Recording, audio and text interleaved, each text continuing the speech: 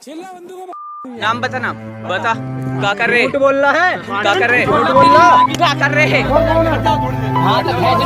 क्या ये खाया खाई दिक्कत हो जाएगी। ताके जय श्री राम बोलते बोल भाई, एड़ा बोल जय श्री राम बोल। हाँ बोल। जय श्री राम।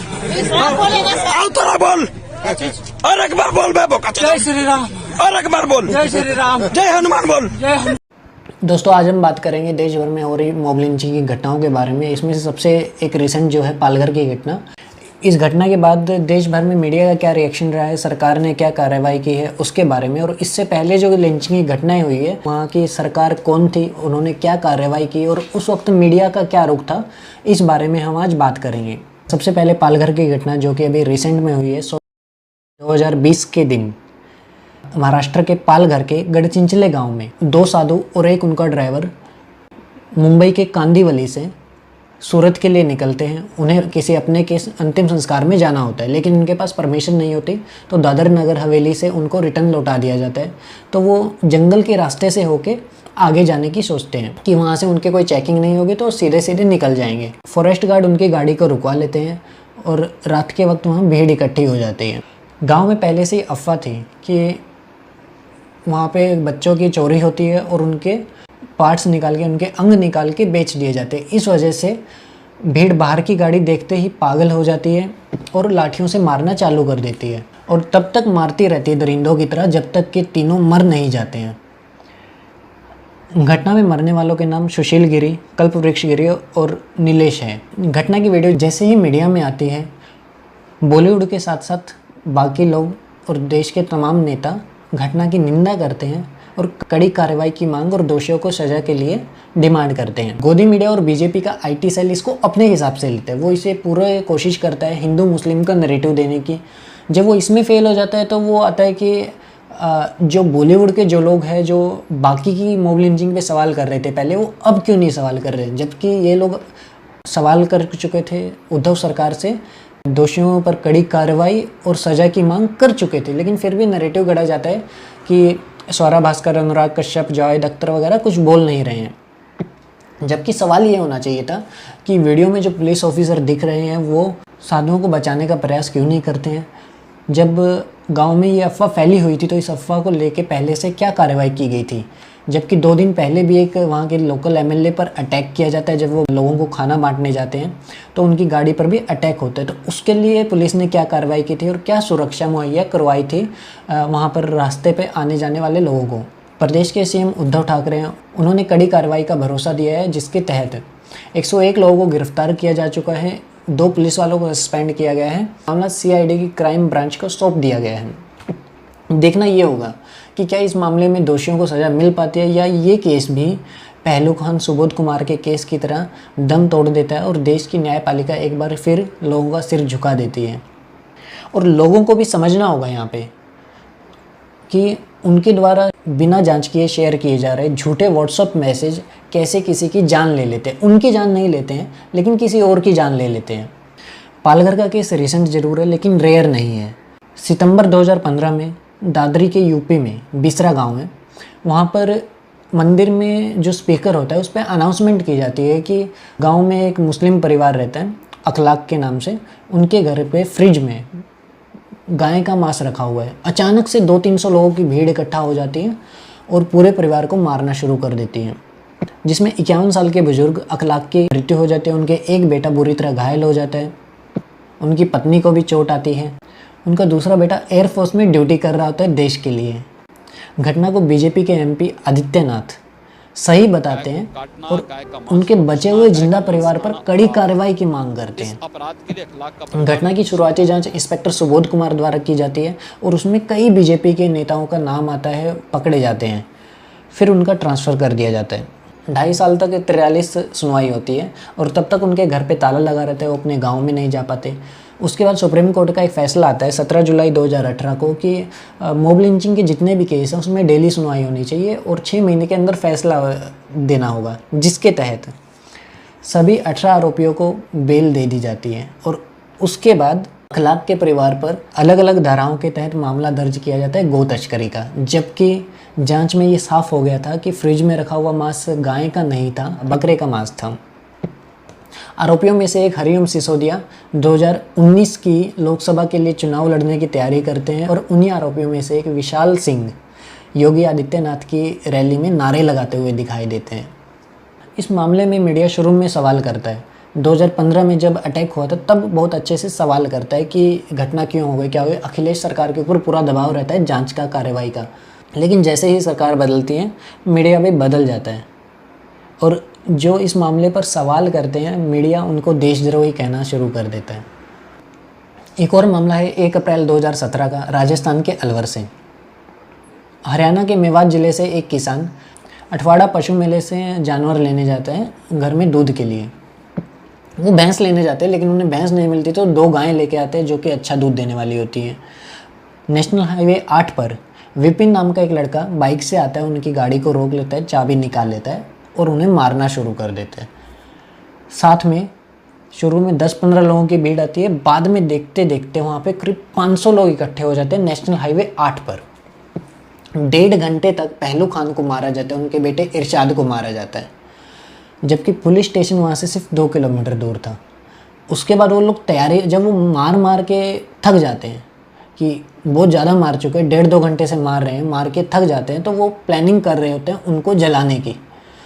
पुलिस आती है, उनको नज़दीक के कैलाश हॉस्पिटल में ले जाया जाता है और वहाँ पे पहलू खान की मृत्यु हो जाती है। डॉक्टर सर्टिफिकेट देते हैं कि हार्ट अटैक से पहलू खान की मौत हुई है, जबकि पोस्टमार्टम में 6 जानलेवा इंजरी उनकी मौत का कारण बताई गई थी। राजस्थान में उस वक्त वसुंधरा राजे की सरकार थी जो कि बीजेपी से है और गुलाब चंद वहाँ के होम मिनिस्टर थे। ये मामला मीडिया में फैलता है, घटना की वीडियो सामने आती है और प्रेशर बनता है पुलिस के ऊपर, तो वो पहलू खान के खिलाफ केस दर्ज करती है सेक्शन 6, 5, 8 और 9 के तहत में कि वो गो तस्करी कर रहे थे, ना कि उन लोगों के खिलाफ मामला दर्ज होता है जो उन लोगों को मार रहे थे। केस चलता रहता है। अगस्त 2018 में एनडीटीवी के द्वारा एक स्टिंग ऑपरेशन किया जाता है जिसमें विपिन यादव जो है ये बताता है कि कैसे उसने प्लानिंग के साथ पहलू खान को मारा, 1.5-2 घंटे तक मारता रहा और पुलिस क्या करती है। हाँ, उसके अंदर वो बताता है कि कैसे पुलिस उनके साथ थी, उनको यकीन था कि पुलिस तो अपने ही साथ है, अपनी ही पुलिस है, कुछ नहीं होगा। और ये पूरा का पूरा स्टिंग ऑपरेशन टीवी पर दिखाया जाता है। बावजूद इसके कोर्ट सज़ा नहीं दे पाते हैं। पकड़े गए आरोपियों में 2 को ज्वेलाइन कोर्ट के तहत में 3 साल की सज़ा दी जाती है क्योंकि माइनर थे। और सज़ा के दौरान कोर्ट कहता भी है कि कोई भी माँ, यानी कि गौ माता भी अगर है तो कोई भी माँ किसी को उसके नाम पर हत्या करने को नहीं कहती है। ऐसे अपराध आगे ना हो इसके लिए गौ रक्षा जैसे इलीगल संगठन पर रोक लगनी होगी। फिर बचे हुए आरोपियों के लिए 14 अगस्त 2019 को फैसला आता है। उसमें कोर्ट सिर्फ 2 ही चीज़ें कहती है कि सबूतों के अभाव में अपराधियों को बेनिफिट ऑफ डाउट के आधार पर बरी किया जाता है, किसी को भी सज़ा नहीं होती है। जबकि उसका जब वो मार रहे थे तब का वीडियो सामने था, स्टिंग ऑपरेशन का वीडियो सामने था, उन सबको नकार दिया जाता है। कोर्ट के बाहर भारत माता की जय के नारे लगाए जाते हैं। इसके बाद 6 दिसंबर 2017 को राजस्थान के ही राजसमंद में एक और मामला सामने आता है, लेकिन ये मामला मॉब लिंचिंग का नहीं था, लेकिन उसी तरह की एक घटना थी। होता क्या है, अफराजुल नाम का एक बंगाली मजदूर राजसमंद में काम कर रहा होता है, राजस्थान में एक मार्बल के फैक्ट्री में काम कर रहा होता है। उसकी हत्या शंभूलाल के द्वारा की जाती है। पहले कुदाल से मारा जाता है, फिर उसको जला दिया जाता है और उस मारने की और जलाने की घटना की वीडियो वो अपने 15 साल के भतीजे से बनवाता है। उस वक्त लव जिहाद उन बड़ी अफवाहों में से एक था जो गोदी मीडिया ने सरकार के कामों से ध्यान भटकाने के लिए और नफरत फैलाने के लिए चलाया था। पीवीसीएल की रिपोर्ट बताती है कि शंभूलाल रेगर नोटबंदी के बाद बेरोजगार हो गया था और ज़्यादातर टाइम रेडिकल हिंदुत्व के कंटेंट सर्च करता रहता था इंटरनेट पे। और कैरावान की एक रिपोर्ट से मालूम होता है कि शंभूलाल ने इस मर्डर को धारा 370 के नैरेटिव से भी जोड़ा है। और अफराजुल का किसी औरत या फिर शंभूलाल से कोई कनेक्शन नहीं था कि शंभूलाल ने कोई पुरानी रंजिश के चलते उसको मारा हो, ऐसा कुछ नहीं था, या फिर पहला कुछ कनेक्शन हो, कुछ भी ऐसा नहीं था। होता क्या है, शंभूलाल को ऐसा लगता था कि कंस्ट्रक्शन के काम में जो बंगाली मजदूर काम कर रहे हैं उनके साथ में काम कर रही उनके घर की औरतें जब उनके संपर्क में आते हैं तो बंगाली मजदूर उनको सीड्यूस करते हैं, इसलिए वो किसी एक बंगाली को मारना चाहता था। उस वक्त भी प्रदेश में वसुंधरा राजे की सरकार थी।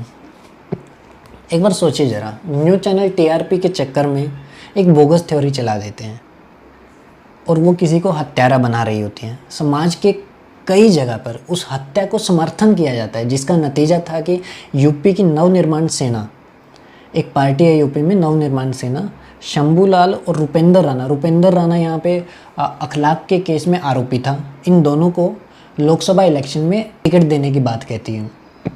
और उसके जो प्रमुख हैं अमित जानी, वो कहता है कि शंभूलाल ने कोई चोरी या डकैती के लिए हत्या नहीं की है, उसकी इंटेंशन गलत नहीं थी, वो देश को लव जिहाद से बचाना चाहता था, इसलिए उसने हत्या की है। और ऐसे लोगों की उसकी पार्टी को ज़रूरत है। और रुपेंद्र राणा एक सही प्रतिनिधि है गौ रक्षा करने के लिए, उनके गौ रक्षा मिशन को आगे बढ़ाने के लिए। कितने खतरनाक होते हैं ये लोग जो हत्याओं का समर्थन करते हैं, और आप लोग जो मरने और मारने वालों से सवाल करने से पहले उसका धर्म देखते हैं।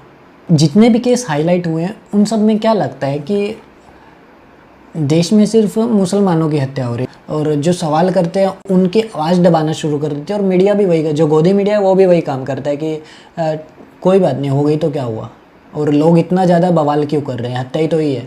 हुआ क्या था, जब मॉब लिंचिंग की बढ़ती हुई घटनाओं के खिलाफ बॉलीवुड के कुछ 72 लोगों ने प्रधानमंत्री को पत्र लिखा था, तो उन पर देशद्रोह का आरोप लगा दिया गया था कि ये लोग देश की छवि खराब करना चाहते हैं। इनके ऊपर देशद्रोह का आरोप लगा दिया गया था, और गोदी मीडिया इस चीज़ को सही बता रहा था, उन्हीं को क्रिटिसाइज़ कर रहा था। जो लोग सवाल कर रहे थे, जो लोग कह रहे थे कि कोई सख्त कानून होना चाहिए देश में बढ़ती हुई मॉब लिंचिंग के खिलाफ। जबकि 17 जुलाई 2018 को स्वामी अग्निवेश, नाम सुन लीजिए, स्वामी अग्निवेश, तो ये हिंदू है, कोई मुस्लिम नहीं है। स्वामी अग्निवेश जिनकी उम्र 79 ईयर है, उनके ऊपर हमला होता है झारखंड के पाकुर में। स्वामी अग्निवेश के बारे में बता दूं पहले, उनको 2004 में राइट लिवलीहुड का अवार्ड मिला था, जो कि एक अल्टरनेट होता है नोबेल प्राइज़ का। अटैक का रीज़न था कि उन्होंने अपनी एक स्पीच में कहा था, अगर बीजेपी 2019 में पावर में आ जाती है तो सभी लोगों को लोकतंत्र, संविधान और फ्री इलेक्शन को या फेयर इलेक्शन को भूल जाना चाहिए। इसके बाद पाकुर में उनके ऊपर बीजेपी हेडक्वार्टर के बाहर बीजेपी के यूथ विंग के द्वारा अटैक किया जाता है। उस वक्त प्रदेश में बीजेपी की सरकार थी और रघुबर दास वहाँ के मुख्यमंत्री थे। 18 दिन तक किसी एक आरोपी को भी अरेस्ट नहीं किया जाता है वीडियो होने के बावजूद। ये अटैक बीजेपी के यूथ विंग द्वारा किया गया इसलिए, या फिर स्वामी की मौत नहीं हुई इसलिए मीडिया में ज़्यादा बड़ी खबर नहीं बन पाता। यूपी के बुलंदशहर के बिसरा गाँव में 3 दिसंबर 2018 को इंस्पेक्टर सुबोध कुमार सिंह को पहले कुल्हाड़ी से मारा जाता है, फिर पीटा जाता है, और फिर उन्हीं की रिवॉल्वर छीनकर उनको गोली मार दी जाती है। नाम फिर से सुन लीजिएगा, सुबोध कुमार सिंह।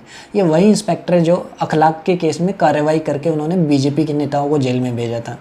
होता क्या है कि गांव के किसान हैं, जो कि गांव के पहले प्रधान भी थे, उनके खेत में कटी हुई गायें पाई जाती हैं। वो पुलिस में शिकायत करना चाहते हैं, लेकिन भीड़ आ जाती है। गाय को ट्राली में डालकर हाईवे की तरफ ज़बरदस्ती प्रदर्शन के लिए ले जाती है और तोड़फोड़ करना शुरू कर देते हैं।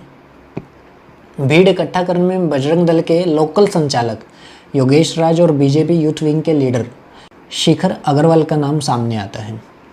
मौके पर सुबोध कुमार पहुंचते हैं और उन पर कुल्हाड़ी से अटैक कर दिया जाता है। बाद में पिटाई की जाती है और बाद में गोली मार दी जाती है।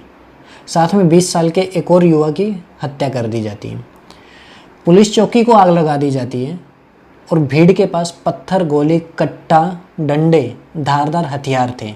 तो ये सब अचानक से तो नहीं आया होगा, कुछ तो प्लानिंग की होगी कि ये सब कहाँ से लाना है, कहाँ से पत्थर इकट्ठा करना है, कहाँ से डंडे आएंगे, कहाँ से धारदार हथियार आएगा, कहाँ से कट्टे आएंगे और गोलियाँ आएंगी। तो अचानक से तो नहीं होता ये सब कि कोई गुस्सा हो गया और ये सब लेके निकल गया। सबके प्लानिंग के साथ हुआ था। पुलिस FIR करती है और ऐसे लोगों के नाम डालती है उसमें जो उस वक्त उस शहर में थे नहीं, उस गांव में थे नहीं। 11 और एक तो 11 और 12 साल के बच्चे का नाम भी डाल देती है। घटना से पहले 1 सितंबर 2018 को बीजेपी के वर्कर और नेता सुबोध कुमार के खिलाफ पत्र लिखते हैं कि SHO इलाके के लिए सही नहीं है। घटना के बाद CM योगी आदित्यनाथ, जो अब CM बन चुके हैं, पहली प्रेस रिलीज जारी करते हैं जिसमें वो कहते हैं कि गोकशी करने वालों पर कार्रवाई की जाएगी। ये नहीं कहते कि सुबोध कुमार की हत्या जिन्होंने की उन पर कार्रवाई की जाएगी, वो कहते हैं कि गोकशी करने वालों पर कार्रवाई की जाएगी। तो जान सकते हैं कि कितना ज़्यादा सीरियस है यूपी का कानून तंत्र हत्याओं के खिलाफ। गाँव की हत्याओं के खिलाफ और इंसानों की हत्या के खिलाफ। और उस वक्त में मीडिया भी क्या दिखा रहा होता है, वो ये सवाल नहीं करता कि सुबोध कुमार की हत्या किसने की, अचानक से इतनी भीड़ कैसे आ गई।